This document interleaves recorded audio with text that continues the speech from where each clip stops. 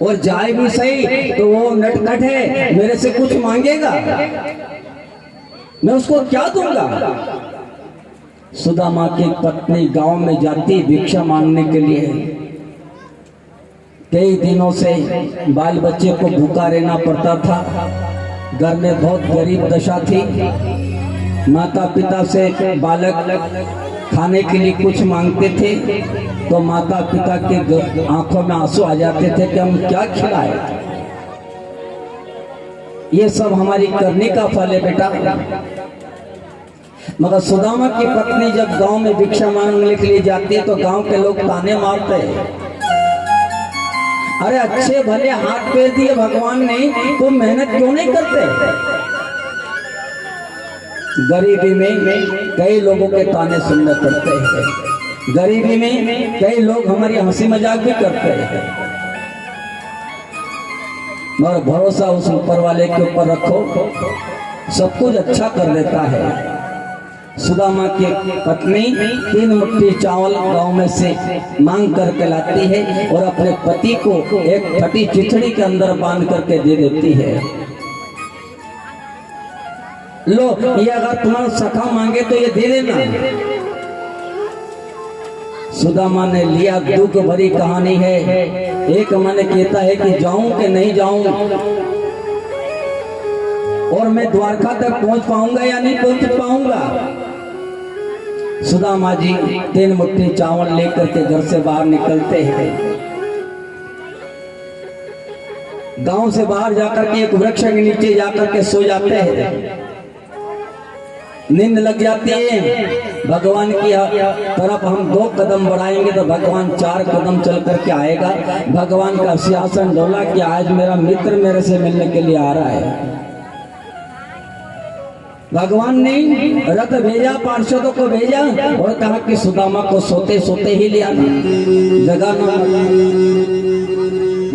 सोते हुए सुदामा को रथ में सुलाया और द्वारकापुरी के पास में एक वृक्ष के नीचे सुला देते हैं।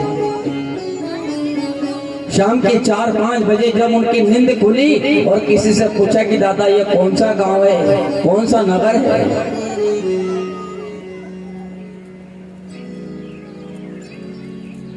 अचंभे में पड़ गए सुदामा जी। लोग बता रहे कि दादा ये द्वारका है, द्वारका है। तो मैं सोते सोते आ गया। लोगों से पूछने लगे कि यहाँ पर द्वारका में द्वारकाधीश रहते हैं, वो मेरे मित्र है। ये बात जब द्वारका वासियों को बताई तो वहां के लोग उनकी हंसी उड़ा रहे हैं। ये द्वारकाधीश का मित्र कैसे हो सकता है, ये भिखारी है। गरीब लोग अगर कई बड़े व्यक्ति के साथ में रिश्ता जोड़ ले तो लोग उसकी हंसी मजाक करते हैं कि लो ये भिखारी ने बड़े के घर में इसीलिए रिश्ता जोड़ा है कि कहीं हमें संपत्ति मिल जाए, हमें सहारा मिल जाए। और रिश्ता संपत्ति के लिए नहीं होता, रिश्ता अच्छे भाव के लिए होना चाहिए, रिश्ता पवित्र होना चाहिए। और ये बात आम आदमी जानते नहीं है और गरीब की खिल्ली उड़ाते हैं। उन्होंने कहा कि मुझे द्वारकाधीश का द्वार तो बता दो। द्वारका में द्वारकाधीश का द्वार ढूंढने के लिए लोगों से पूछना पड़ता था।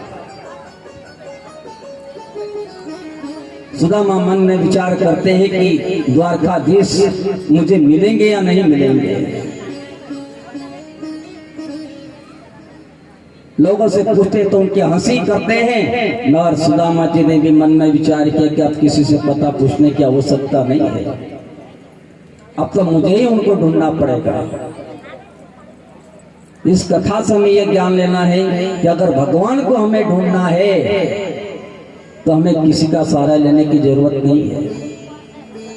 बस उस परमात्मा को आवाज लगाते रहे, उसका चिंतन चलता रहे। सुदामा ने भी यही चिंतन किया कि नंदलाल तुम्हारे द्वारे पर एक दास भिखारी आया है।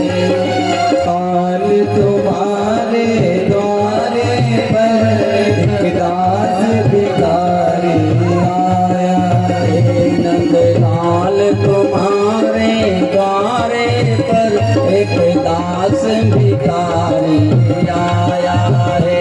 नंदलाल तुम्हारे द्वारे पर एक दास भिखारी आया है। एक दास भिखारी आया है, एक दास भिखारी आया है। एक दास भिखारी आया है, एक दास भिखारी आया है। एक प्रेम पुजारी आया है, एक प्रेम पुजारी आया है।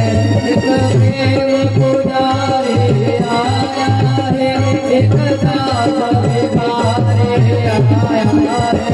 नंदलाल तुम्हारे द्वारे